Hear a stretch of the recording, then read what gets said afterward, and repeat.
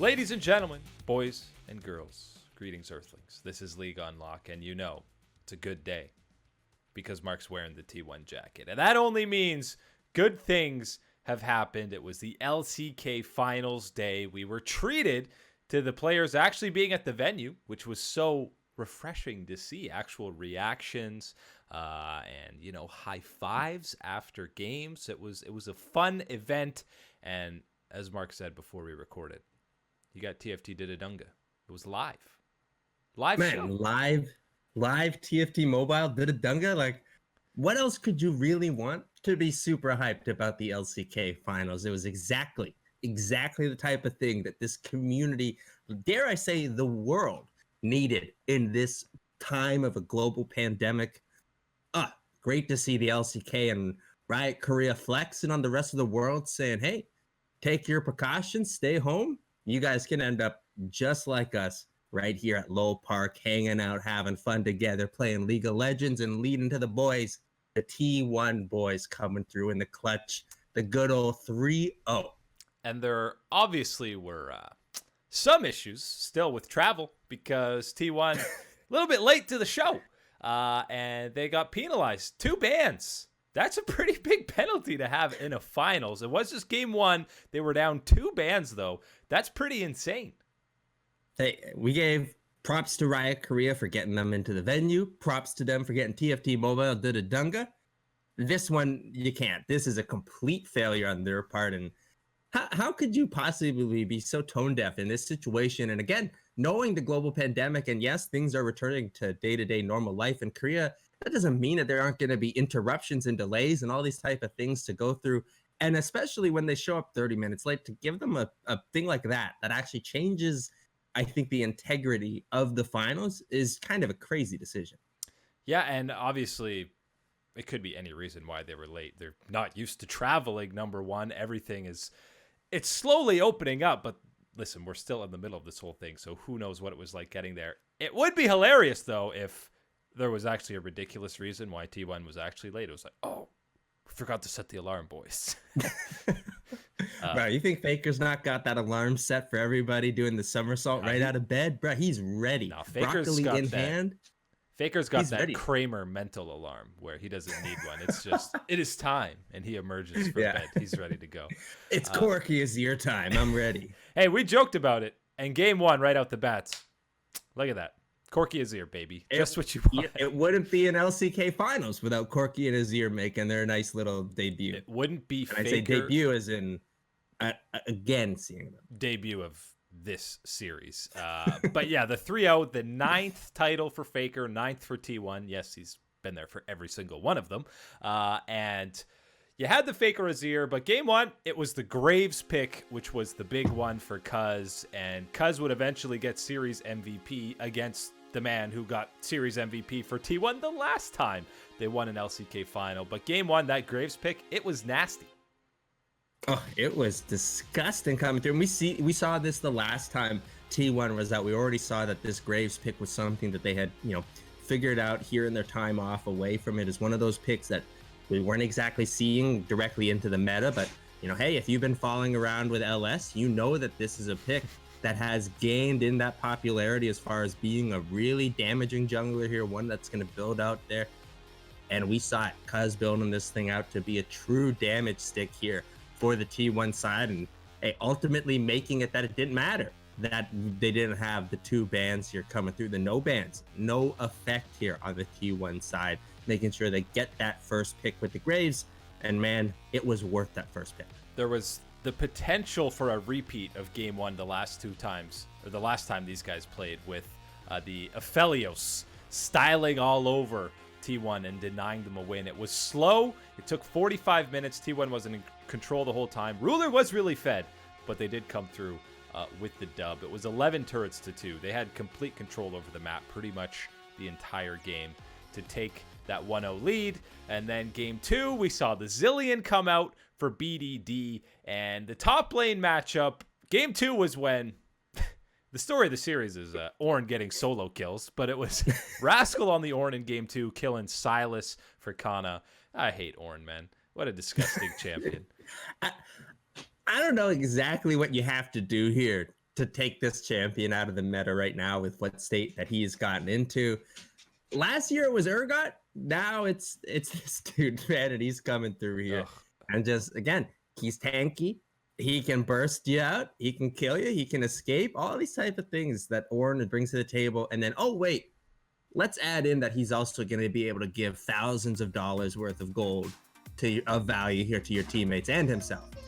Oh, hold on. Hunter's celebrating a T1 victory. Yeah, give me a second here, That's guys. the T1 air horn that they are victorious. But the Zilean pick, here's what's interesting about it for me, because the Sylas that Kana picked into it, honestly, completely negates the advantage that you get from Zilean.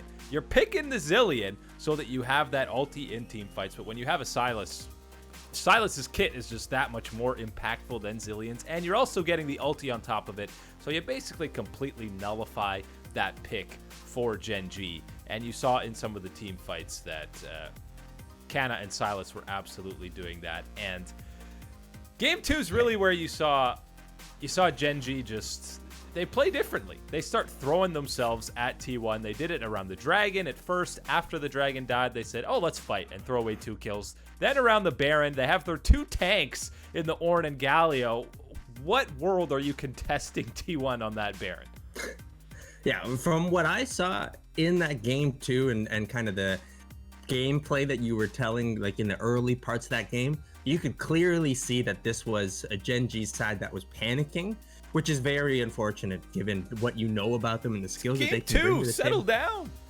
Right, that's the thing that you're telling yourself, and they can already feel the situation here, and knowing the pressures that they're facing and the results that you have seen already from the Team 1 side against Gen.G specifically this year, falling into that hole already down 1-0 in that series, knowing that, hey man, we haven't been able to get by T1 at all this year. And to have this situation now facing us here in the finals, the performances coming through from the side looking clean, they immediately panic saying, this is it. We have to be getting our advantages here. And there was no need for them to play with that level of urgency in this game, given the composition as well. Yeah, and after or before the series, you heard Kana kind of say, we're going to prove that we are the counters to Gen.G. And yeah, seems to be the case in this spring when not many other teams could beat Gen.G, and T1 now done it 3 times. So we go into game 3, and this time the Azir gets into the hands of Faker. Cuz gets the Sylas in the jungle. And I talked about when you were grabbing that toy that the Sylas pick against Zilean completely nullifies that pick. Like, you just get the ulti, and his kit is 10 times more impactful than Zilean's. Right, well, exactly, because you're dealing with everything else that Sylas is bringing to the table in between, team fights in between the ultimate even. You're getting more value from him than you are that Zilean pick, and then that Zilean ultimate, that's what you're saving it for, and Sylas says, I want to play with those rules here, mine. And that was used perfectly for the T1 side here, and hey, we saw that even in the first game. We saw a couple times here the clutch Sylas stolen ultimates coming through on the side of T1. And I don't know how it feels here when you see your ults go out and you're like, man, I didn't really get much for that. And then the enemy team takes your ult and finds huge results off of the back of it. It's got to feel bad. What if Faker is the 3rd best Sylas player on his team? Well, hey, we saw in game 2, we got to see effort playing on the Karma. Thank God we didn't have Karma saddled into the mid lane for Faker here. We got the bot lane duo poke out of the Varus and Karma, which is a nasty combo. Lethality Varus is something else, man. It is so strong right now. But game 3, there was a lot of smite steals and smite secures by Cuz, which is one of the main reasons I think why he got MVP. That combined with the Graves performance. You had the lovely, and I do mean lovely, 1v2 by the Ornn for Kana, where Clid comes in to gank and is just like, I'm sorry, Rascal, you're dead. I can do nothing for you. It's an Ornn. What could you possibly do in that type of situation? It was a rough game 3 for Rascal, by the way. 1-8-2 on that Jace. And then really, the game truly ended when Teddy got an unofficial penta. That should have been a penta, right? No one had respawned yet. Give the man a penta. That's not fair. Hey, we don't see enough pentas in League of Legends here. That one's getting the penta nomination from me for sure. But Teddy was incredibly consistent, really pretty much across the board. I know Kana in the post-game interviews, he was a little bit emotional. I think just because, I mean, you're on the storied franchise of T1, you won a title, but he said, you know, he wasn't happy with his performance. He doesn't think he played well. The rest of his team carried him. And maybe he wasn't as dominant as we saw the last round against Dragon X, but he was still pretty fantastic for them. He got camped a bit on the Sylas game, but his team fighting was great. That's almost a pocket pick of his. We've seen a couple of games where he is super good on that Sylas pick. And across the board, T1 looks great. That's it. It feels like the guy that, you know, you go out to play golf with and he's like, I didn't really feel like I was hitting it that well. And it's like, man, you beat me by like 10 strokes here. You can't be telling me that you didn't feel that good there. That's what it looked like here for Kana, because you're right. It wasn't the level of domination that we've been able to see from him throughout the split and throughout these playoffs here. But this was still a high level of performance coming through from him. And the best thing is here, when you're talking about a T1 perspective here, is, yeah, you didn't get the absolute, you know, peak performance from Kana here in this series, and you were still able to come away with so many advantages in that top side there based off of the clutch plays and the decision making that Kana was able to do here. Some of that discipline that he has been getting here in this top side and showing this split has really been something that you don't expect from someone so inexperienced on the big level stage here, and especially in the LCK and within the T1 organization as far as needing that seasoning here. Kana has flown right by that this split here under Coach Kim. It has been full steam ahead with Kana, and man, again, great to see him get a bit emotional here, because these type of things, they matter, and these are certainly situations here where you should be taking it all in and celebrating here. A series like this really makes me sad that there is no MSI, because it feels like T1 went to page 1 out of their novel of how to play the game. They didn't have to go deep into their playbook at all in this series, which means this team has so much more that they could show to the world, but we won't see it till summer. That's the really unfortunate thing. As we said, hey, great, we don't have MSI. We're gonna get all these extra spots for Worlds, and we were celebrating. But you're right. This is that little reminder here of, you know what, man, we're not gonna get Cloud9. We're not gonna get G2. We're not gonna get T1. And think about all the great storylines you're getting. As you were even saying here, T1 looks like this is on the first page of the book here of what they've been figuring out here. They didn't have to show anything. And how they want to play here. You think that Cloud9 has shown everything that they're capable here against the competition they've had to go up against here in North America? And then G2, we always know that G2 is ready to bring something fresh to the table here, and let alone against these big organizations like T1 and Cloud9. You know that they were hungry and ready. So it is one of those things where, you know what? I think people certainly can be feelings of disappointment and sadness that we aren't getting to see these teams at MSI. But I really hope that that doesn't take away from, especially in this type of moment here, for T1 fans like myself here, you got to absorb this one and celebrate the good times still. The 3 finals in the major region so far, all 3 zeros. 9-0 in finals. So yeah, MSI would be pretty fun. But I'll tell you what, I don't think that the LPL is going to be a 3-0. Whoever gets into the finals, and we have now got it narrowed down to the top 4, which is exactly the 4 that we wanted, as FPX took down EDG this morning, a 3-1, pretty convincing fashion. Yes, they did get absolutely smashed in one of the games, but as we go through that series, game 1, of course, the highlight, DoinB, the madman, says, boys, give me the Twisted Fate. I want that TF in the mid lane, and I'm building Righteous Glory on him, because that's the DoinB way. Did you expect anything else other than Righteous Glory? Man, that's his item. Take any champion, build that on him. He's feeling pretty powerful. They were, FPX pretty much from the get-go of game 1 were fully in control. The main slip-up they had was a repeat of last series with Audi on the Ornn getting a Baron steal, and FPX tried everything in their power to deny it. He even flashes into the pit, and Baron has like 1,100 health. And then everyone's just standing, not damaging it. Like, don't let him steal it. Sure. And then he just steals it anyways. You know what? The LPL is is a beautiful League of Legends sometimes, and sometimes not so much here. But hey, it's all gravy and all fun to watch. Yeah, and aside from that, it was pretty dominant out of FPX in the first game. Game 2, you saw GenG get subbed out as JJ came in, but it was still Audi who started in the top lane, and it was really FPX just showing a better macro sense than EDG in the early game because they were down in kills, they were sacrificing people just to get plates and turrets, and they had a pretty sizable gold lead just off of that. From what I saw today, and especially as you mentioned, this game 2 is actually really a good example of it. How comfortable FPX were in this entirety of this series here. They really felt confident. They knew in their gameplay and everything like that. Like even if one little thing didn't go exactly their way here against EDG, they all kept their faith, kept the communications up here. This was a clean level of performance here. And if you're not even, wanting to take the full value of what they accomplished in this series against EDG, look at the form that they brought into this one and think about how that translates even further here into the playoffs. This is the FPX squad that you want, and they are running in the form you want right now here to get the fun playoffs we've been asking for. And the big what if moment in this series comes in game 2 when the game was still relatively even.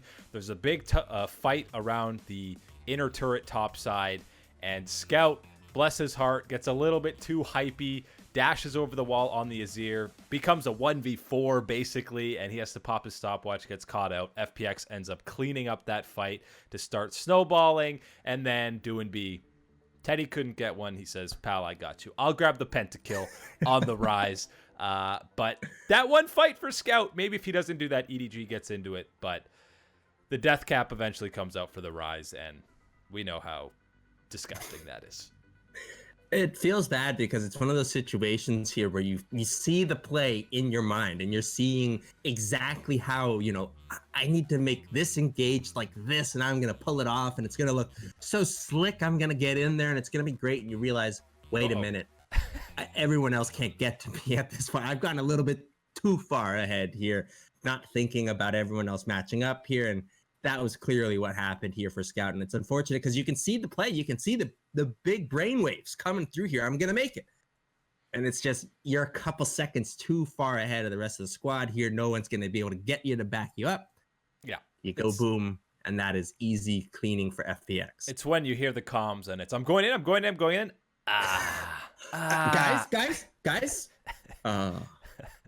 Whoopsie. But this is, listen, for teams, for JDG, who FPX will be playing next in the semifinals, you're watching game 3 on repeat in this series because EDG absolutely annihilated FPX down 2-0. They come back and say, you know what? We are just going to camp the living hell out of bot lane. We're going to send 4 people, 5 people constantly. LWX, oh man. I played these games in solo queue, which of course is the exact same as a professional game. You're down 30 CS. There's absolutely nothing you can do when you're constantly getting 4-man dove. But EDG, that was the path to success. They completely snowballed that game into a 23-minute win. Maybe there's something to camping LWX or the bot lane for FPX that's a secret recipe to success. Hey, you're right. If you're in that type of situation in solo queue, that's one of those ones where it hits the 15-minute mark, you type in all chat and you say, FF, I'm out of here. And you just, whether your team FFs or not, you leave the computer. You're done for the day here on League of Legends. That's the type of situation. No. That's the type of game where the rest of the game, you just got to accept, all right, I'm fodder. If somebody blows flash to kill me, that's worth. Like they use I'm literally worthless. I am a minion in this game. This guy flashed for a cannon minion. Worth. That's you see, but maybe I'm a little bit too harsh on myself. When I have those type of ones, I get out of the game and I go, you know what? You're a TFT only player from now on. That's the mechanics that suit you here. Yeah, exactly. Hey, man, TFT mobile ad has actually made TFT a hell of a lot cooler for me. So props on that one here. A lot but catchier look, too. FPX looked like they were playing TFT in this game. They might have been alt tabbing in that control. game 3. But then game 4 comes back and maybe the most impressive game for me out of FPX because at 15 minutes, it was 0-0 in kills and they had a 3K gold lead. No kills. They were just dominating the laning phase and the movements around the map, getting all the plating that they could, turret advantages. That is when you truly feel helpless, when you're not even fighting and you're down that big a deficit. Oh, that is exactly, you say it, hopeless is the feeling it is there, because you don't feel like you're making too many mistakes here, but all it is the outplays and the big brain coming through here from the FPX squad, making the macro plays here, making the little moves in lane here to deny you from the CS, picking it up for themselves here, that type of rotations. That was what was going on in this game, and it really added up quickly on the side of FPX, making the advantages too much for EDG to get back in this one. And Scout even had the Kassadin in this game, but the star, and who ended up getting MVP for that game, was the Poppy out of GenG. The man was doing almost 30% of his team's damage throughout this game. Poppy is this rare pick that we see, but against the Kalista, it's pretty damn annoying. She can't do anything. Hey, GenG looked pretty solid in the last series, and we gave him the props that he's normally not the guy that is the one that you want to be talking about here at the end of an FPX game, and giving him props there. Deserves it exactly here in this series, and in a clutch moment too here. As we said, the game 3 completely and overwhelmingly in the favor of EDG here. So to bounce back, get that closing resounding answer here after that, early game here wasn't exactly as blood-filled as you would expect for the LPL and FPX. Really have to give your props here to GenG delivering that clutch performance in the game 4, sealing things up here for FPX. And now the boys from Fun Plus, they move on, they face JDG, and we have the top 4 we were dreaming of. IG versus TES, JDG versus FPX. That should be your 4 teams to Worlds, unless eStar figures something out in summer. Oh, I hope those young guns make it an interesting fight here at the very least here for that extra spot we're going to be getting. But that extra spot is going to be used up to the full potential, because this squad that will be coming through as that 4th team, they will be a Worlds level caliber team. This is the 4 that we're thinking right here, right out of the gates. And these are juicy matchups that we're going to be having here for the rest of the LPL playoffs. We've said it many times before. Make sure you're waking up, staying up late, whatever you got to do to make sure you're catching these LPL games, you do it. And you got to be doing it here in these playoffs, especially here. Especially, guys, come on. For these 4 teams remaining, you don't want to miss it. Who's winning out of the 4, Mark? You got TES versus IG, the rematch, the grudge match, whatever you want to call it, JDG versus FPX. I think whoever wins IG TES is winning the whole thing. See, IG TES is going to be a real slug match there, and it's going to be your boy, Jackie Love, coming out on top saying, Puff ain't nothing on me, man. It's going to go the full distance here. You're going to have the Shy stealing away games. You're going to have Rookie putting in good performances here, but it's really going to be all about the highlight pop-offs from night. And when it matters most, I'm telling you, my boy Jackie Love's going to be coming through in the clutch here for top. And on the other side, that one, it's too close to call right now. JDG and FPX. Yeah. That one is going to be a really day to stew on it, matchup here. And I love FPX. I'm a big Doran B guy. He's my super carry. But this matchup against JDG is really one you won't want to miss. We've talked up GenG a little bit now, but going up against Zoom, he's going to have to play at another level. He's going to have Zoom and then potentially the Shy next. So. Hey, when you talk about top laners in the LPL, the Shy is obviously that number 1 here. And then you start talking about Khan and the potential that he can bring in a carry matchup. But you want to talk about someone that is right there and is a dangerous threat that people don't talk enough about. It's Zoom. He is nasty up in that top side. IG versus TES tomorrow. JDG and FPX on Monday. We'll be recapping them all on that day as playoffs wrap up. Congrats to T1. Title number 9. Faker approaching double digits. Absolutely insane. Also, the oldest mid laner to win an LCK title. Faker's 23. He's not old. He's not a boomer. That's just how young everyone who wins in the LCK. But that's all the time today for League Unlock. Eric and Mark here with you guys as always. Thanks for hanging out with us. We'll catch you on that flippity flop.